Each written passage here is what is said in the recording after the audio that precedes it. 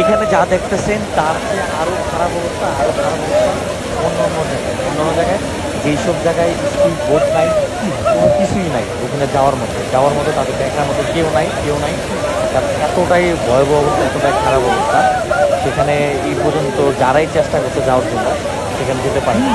কারণ এখানে সবচেয়ে বড় সমস্যা সেটা হচ্ছে বোট, একটা স্পিড বোট, একটা ট্রলার, এগুলো কোনো কিছুই নেই। যার কারণে কিন্তু বাচ্চা থেকে শুরু করে বয়স্ক কাউকে কিন্তু উদ্ধার করা যাচ্ছে না ওখান থেকে। অসংখ্য মানুষ শুনেছি যে পানির সাথে ভাসিয়ে গেছে। বাংলাদেশের বিভিন্ন প্রান্ত থেকে কিন্তু অনেক ভাইরা চলে আসে এই মানুষগুলোর পাশে দাঁড়ানোর জন্য, কিন্তু ওইসব জায়গায় কিন্তু এখন পর্যন্ত যাওয়া সম্ভব হয়নি। কারণ স্পিড বোট ট্রলার কোনো কিছুই নেই। কারণ 31 বছরের ভিতরে এরকম ঘটনা কিন্তু এখানে ঘটেনি। এখানে মানুষ কিন্তু স্পিড বোট ট্রলার এগুলো ইউজ করে।